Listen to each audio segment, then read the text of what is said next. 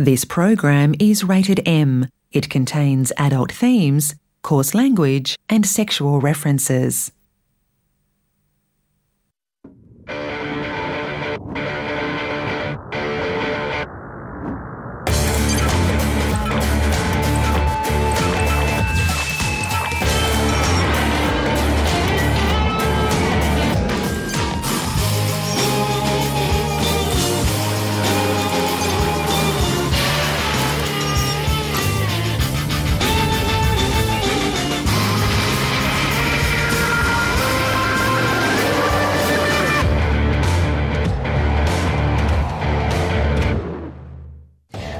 And welcome to Hungry Beast. Tonight our subject is power, from the side effects of green energy and a world-beating Aussie carbon polluter to power behind bars. But first, in the media landscape there are climate change believers and deniers, but rarely are those speaking about climate change actually climate scientists. So I met up with a bunch of real climate scientists to get their point of view. I'm not a climate scientist. I'm not a climate scientist. I'm not a climate scientist either. Yo! We're climate scientists, and there's no denying this! Climate change is real! Who's a climate scientist? I'm a climate scientist. Not a Clio finalist, no, a climate scientist! Dropping facts all over this blast! While bitches be crying about a carbon tax! Climate change is caused by people! Earth, unlike Alien, has no sequel! We gotta move fast or we'll be forsaken! Cause we were too busy sucking dick in Copenhagen! Fun! It's hot in here! 32% more carbon in the atmosphere! Owie, owie, owie! Ice, ice, ice! Raising sea levels twice by twice! We're scientists! What we speak is true! Unlike Andrew Bolt, our work is peer-reviewed! Hey! Who's a climate scientist? I'm a climate scientist, an Anglican revivalist, no, a climate scientist! Feedback, like climate change on crack. Permafrost subtracts. Methane release is whack. Write a letter, then burn it. Denialists deny this in your dreams. Cause climate change means greater extremes. Shit won't be the norm. Heat waves bigger, badder storms. The greenhouse effect is just a theory, sucker. Yeah, so is gravity. Float away, motherfucker! Who's a climate scientist? I'm a climate scientist. A penny farthing cyclist? No, a climate scientist. A Lebanese typist? No. A paleontologist? No. A sebaceous? No. A climate fucking scientist? Yo! Preach!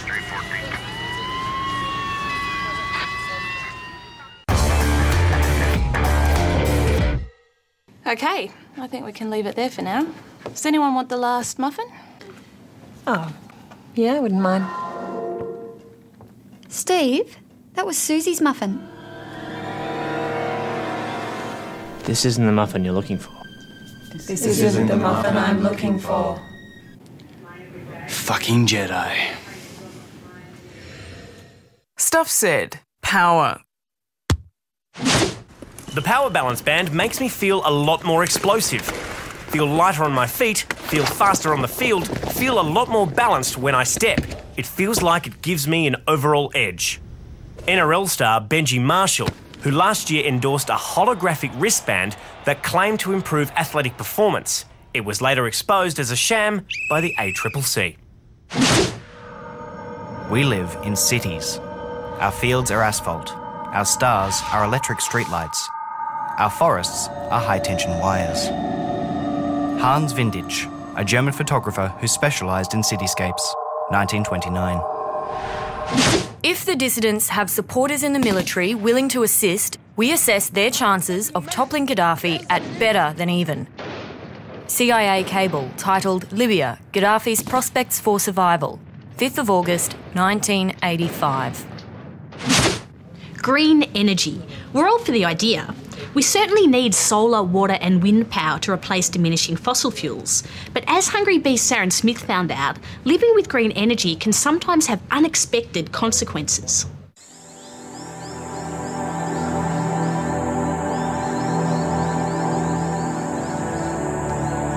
Yeah, third generation farmer on this place. Been here all my life.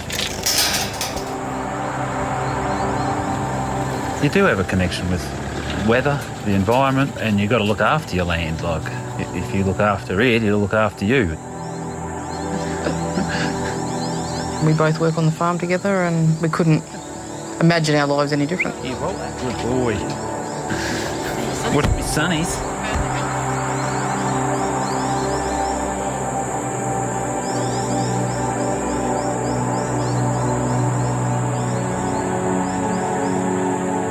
We just finished building a shearing shed on the highway and a gentleman walked in like he more or less owned the place, and he said, oh, we can put 4 wind turbines here.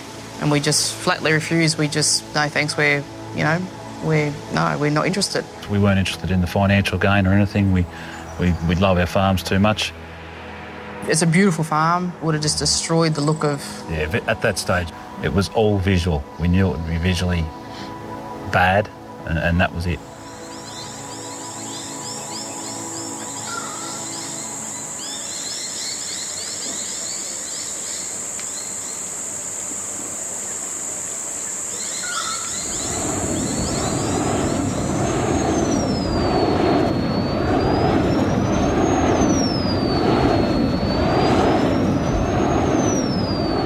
Never heard this noise before. My shoulders slumped and it was just a real scary moment it was. They've changed the whole horizon in this area.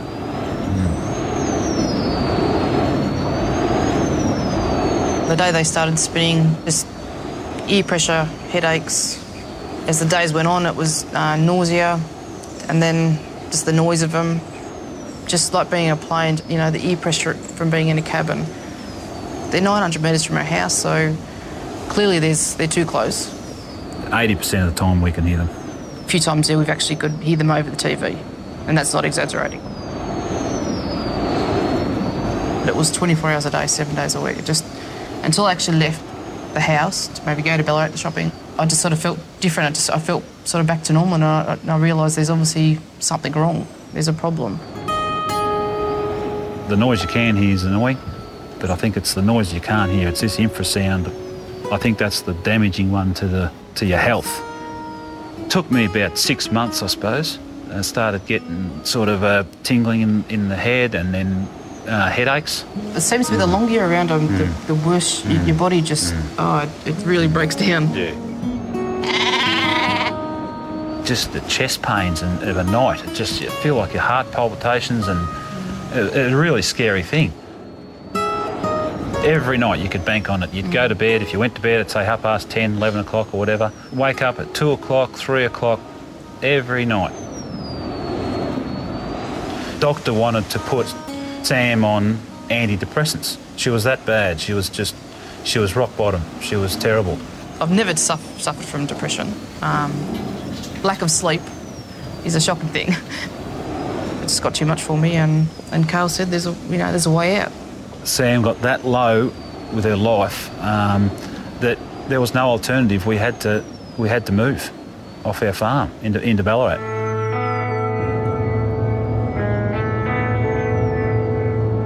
Yeah, I travel out from Ballarat. It's about half an hour's drive. It's hard to run a farm when you don't live on it. We didn't want this. We didn't want to be forced out of our home, but we've got our health back. We knew they were going to be visually bad, but we didn't think about any of this thing in the future. It's very disturbing. Sorry about this. And clearly there's a lot of people that have got concerns. We just want them turned off. That's the bottom line.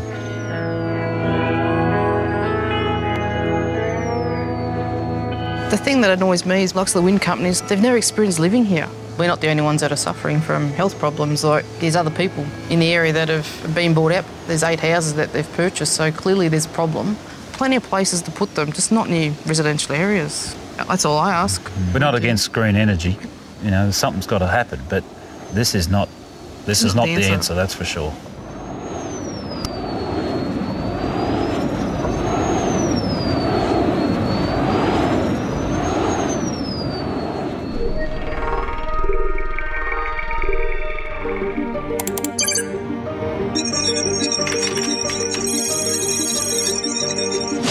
Meet Hazelwood, the power station that supplies 25% of Victoria's electricity.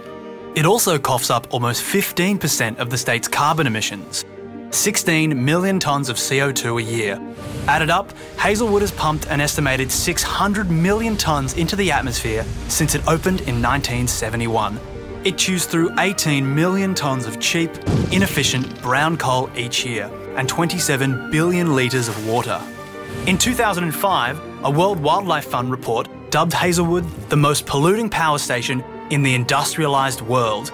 Hazelwood's carbon dioxide output outranks that of 120 countries. But Hazelwood doesn't just harm the health of the environment. As with the other Latrobe Valley power plants, asbestos was used in its building. A 2001 study found the rate of mesothelioma among power industry workers was 7 times the national average. Latrobe Valley power station workers have a life expectancy 15 years lower than the national average. Hazelwood was privatised in 1996 by the Liberal state government, sold for $2.35 billion. The State Electricity Commission of Victoria had planned to retire the plant in 2009, but new owner International Power secured an agreement in 2005 from the Labor state government to allow it to expand until at least 2031. International Power has made attempts to curb some of the damage to the environment, but in May 2010, an accidentally released letter outlined the company's intent to resist any government-mandated efficiency measures that could damage profits. 2 months earlier, IP said it might shut down Hazelwood if the carbon pollution reduction scheme passed through federal parliament, despite the fact that the power station would have received almost $2 billion in compensation for expected losses in its asset value. Hazelwood has substantial bargaining power. Brown coal provides 92% of Victoria's electricity, and it was estimated last year that it would cost the government $2 billion to close the station. Hazelwood. It's old, it's dirty, and it's sick. Who's going to put it out of our misery?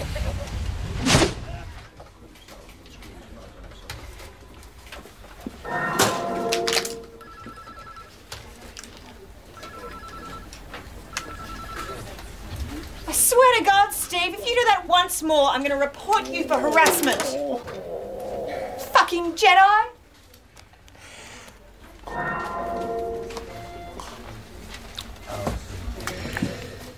Have you ever wandered into a shopping centre, knowing exactly what it is you wanted to buy, only to find yourself walking out sometime later with a whole bunch of stuff you didn't actually need?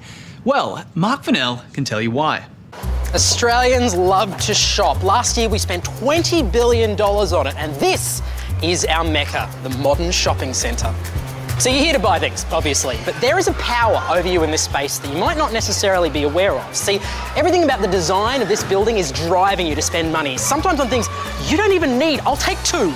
Architects have a way of creating spaces that subtly mess with our minds, making us more vulnerable to impulse buying. It's a practice called scripted disorientation, and the moment it works on you is called the Gruen transfer. There's a multi-billion-dollar industry that thinks, plans, tests, observes and designs every inch of this place. And it all starts here, the entrance, the decompression zone. Now take a moment to look around. There's nothing to see, there's nothing to look at, there's nothing to buy. It's because they know that you need a few seconds to acclimatise when you come in the door to get into that proper money-spending mode. Once you're into the mall proper, the disorientation techniques kick in. The most obvious things to look out for are, number 1, there are no clocks in here. Number 2, you rarely ever see the outside world clearly from the inside. They're both classic methods for skewing your perception of time. Next, the lighting and colour schemes are both harsh and bright. The floor is tiled and reflective, which also means it's loud in here with that music and people talking and kids yelling. All of it designed to make you yearn for the relative comfort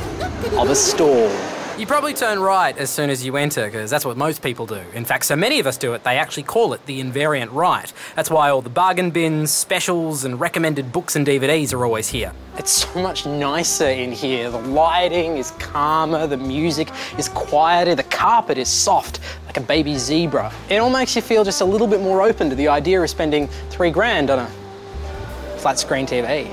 There's an enormous amount of investment that goes into designing shops. They're working with these sort of long evolved aspects of our behaviour and the way we understand the world in a way that most people are probably unaware of. The easiest place to spot these techniques in action is your local supermarket. Now, what are the most bought items? You've got your bread, your milk and your meat, right?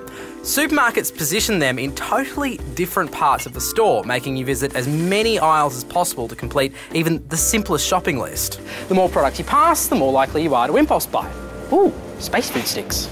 But the true grand wizard of consumer manipulation is without a doubt IKEA. IKEA intentionally confuse your sense of direction by making you focus on this maze. It takes you about half an hour to walk through the showroom. And after about 15 minutes, you have no idea where you are. Before you can buy what you actually came in here looking for, you have to wander through these fantasy apartments. You see, IKEA wants you to interact not with individual products, but with combinations of products. The first things you can actually pick up and buy are these incredibly cheap glasses, plates and cups, and after seeing the expensive apartments, there's no harm in picking them up. By the time you do get to the flat pack you came looking for, according to University College London, you've bought 60% more products than you ever intended. At the end of the day, probably the best thing for your wallet is to leave the shopping centre.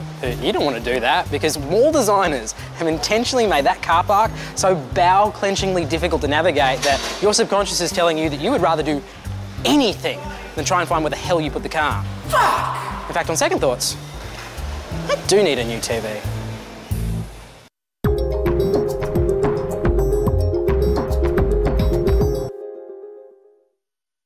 This is Hungry Beast Power.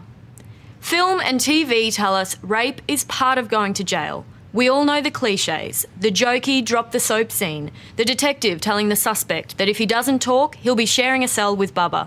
But if rape is a part of jail reality, why aren't we doing more to stop it? Kirk Docker, Scott Mitchell and Ali Russell with this story. I didn't hear him walk in. Next thing, me head's been banged against the desk, bashed and then sodomised by one while I was made to give the other bloke head job. When he left, that's when I just lost it. It's something you hear of before you go to jail, but you always think it won't happen to you. And unlucky enough, it happened to me. How common is rape in Australian jails? Prison authorities believe it's rare. But judging by the testimony we've received from current and former inmates, the story of rape in prison is one of power, silence and underreporting. They just killed me down on my bed and they raped me and put things where they're not supposed to. This ex-prisoner was born with cerebral palsy, sentenced in 2006 to 3 months for driving without a licence. He was raped on his first day in prison. I just felt like taking my own life. That's how down I was.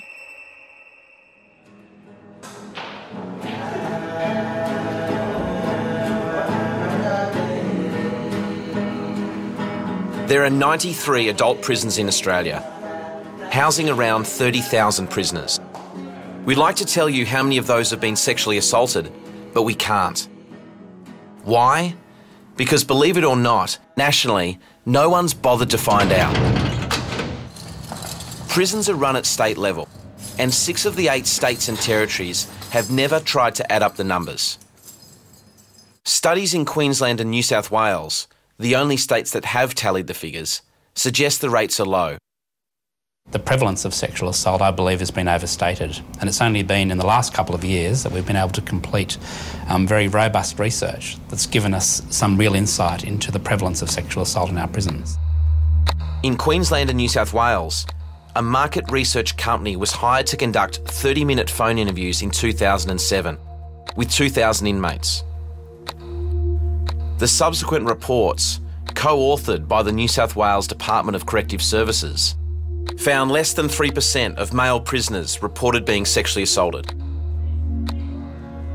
On the surface, that might look like a good news story, but some believe the methodology of the studies led to significant underreporting.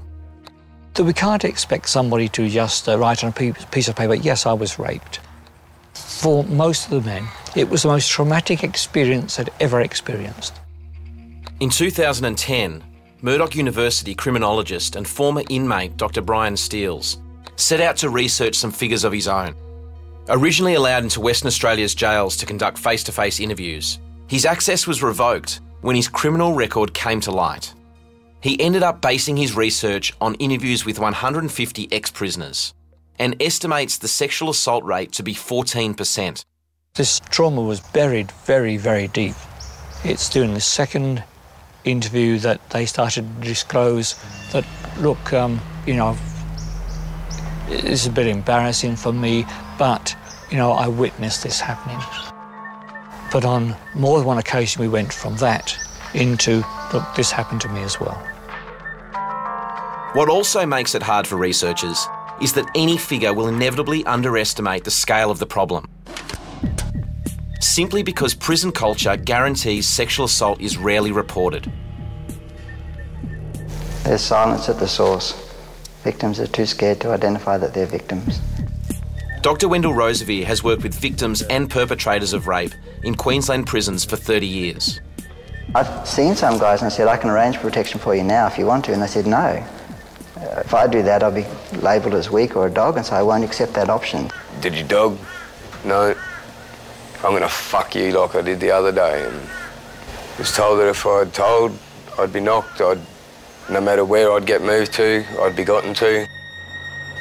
After being raped, Ken spent the following 4 years in the same unit as the men who raped him. You get raped and you're more or less treated as the bad guy from the guards, the system. You get out of the medical centre, you're put back in the same unit. I sat in my cell for a bit and one of the two came back and beat me and made me do it again.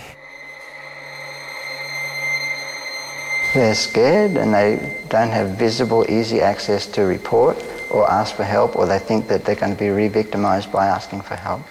While we don't know how many men are raped in prison, we do know from the available research that the kinds of prisoners most likely targeted are young, non-violent, short-sentence offenders. And we know that rape victims return to our community carrying the damage. Being raped just changed me dramatically. You feel like the lowest bit of shit on earth. It's what led me to get put into a couple of different psychiatric places because I just won't sleep. One of my patients had been a victim. He was really, really angry about the rape that he experienced. It was really degrading rape. He was raped in the toilet, and so he became so resentful and he couldn't achieve intimacy in his marriage, and he turned to alcohol, and then he actually abused 2 of his daughters, and so he hated himself for what he'd done. It'll present as drugs, it'll present as suicide, it'll present as self-harm, it'll present as people murdering other people, it'll present as revenge, but it won't present as someone saying, I've been raped. Let's do some maths. If the sexual assault numbers are as low as New South Wales and Queensland official figure of 2.4 to 2.9%, that means 700 to 900 of the 30,000 people currently in prison have been sexually assaulted. If they're closer to Brian Steele's estimate of 14%, the number jumps to 4,200. Hungry Beast asked every state's corrective services department to tell us how many sexual assaults were reported last year. The answers? 30 in Queensland, 10 each in Western Australia and South Australia, and 1 in the Northern Territory. Victoria wouldn't release their figures, and despite repeated requests, the rest didn't get back to us. So no overall national numbers. But of those reports, only 2 sexual assault allegations have so far made it to court. This mentality that says if you go to jail you deserve to be raped and will use rape as a disincentive for crime is really part of a revenge culture where society says we will reject you and we will devalue you. We're actually feeding the power base that actually generates the rape. Society gives a big shit about women that get raped. A man getting raped in jail is the same thing, but yet it gets swept under the carpet. Because you're in jail. Who gives a fuck about you? Well, you're still a human being. Thank you to those brave enough to tell us their stories. On our website, you can find extended interviews along with the contact details of support groups for anyone who may have been raped in prison.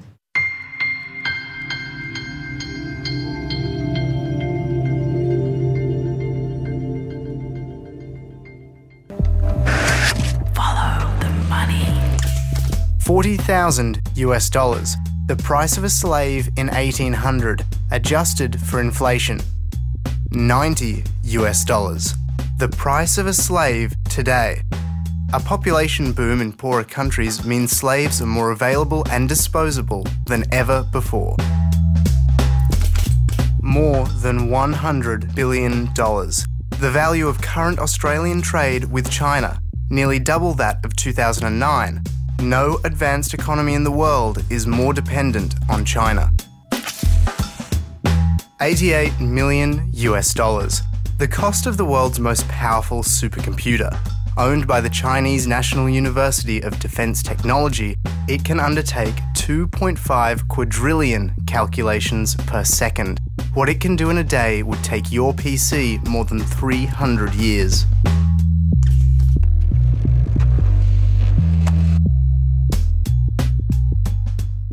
Happy birthday to you. Hooray! Hooray! You guys are so great. Cut the cake. Who's got a knife? Oh, hang on.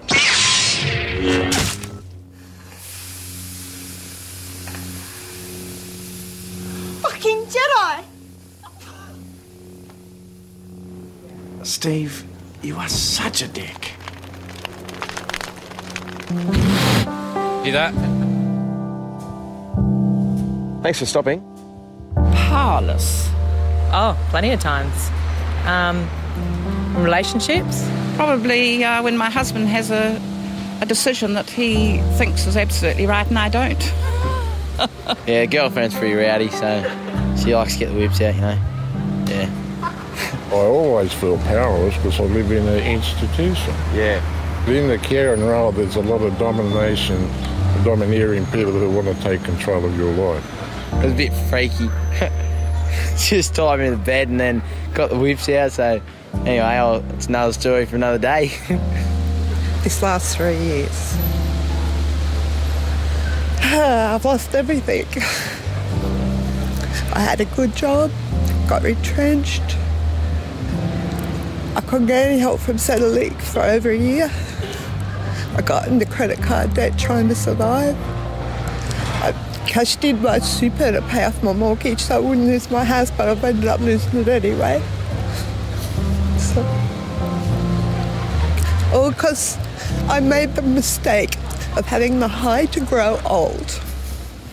Sometimes when I wake up in the morning I feel powerless, like I said, I can't really get anywhere, I'm epileptic, I'm not allowed to drive. Most recent one was just out in the beach then, just the power of the water. With waves crashing down on your head, quite often you feel you just need to let nature do its thing and then let you go again.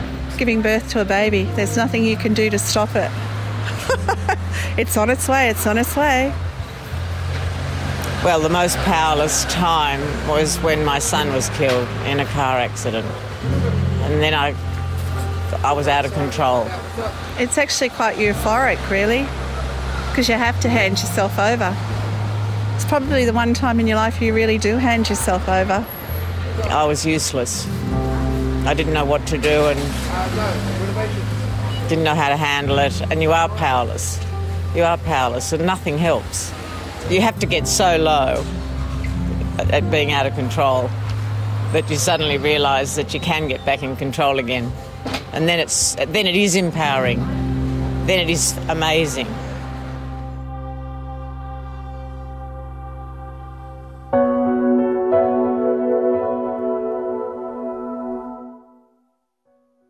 That's another episode of Hungry Beast, Powering Down. As always, you can keep up with us during the week on our website and on Facebook and Twitter. Next week on Hungry Beast, net neutrality, the online carbon footprint, and why we follow people we hate, all in an episode called Upload. Until then, good night.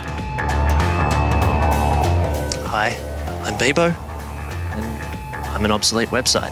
Hi, Bebo. Imagine what might happen if Ice Piece were able to favour some sites over others, deciding which she could access easily and which just became a pain in the ass to use. I find it hilarious how people go, oh, there's Catherine Devaney trying to offend us again, or there's Catherine Devaney trying to provoke us again. I'm not. This program may have raised personal concerns for some viewers. If you're feeling distressed and would like to talk to someone, you may wish to contact one of these counselling services.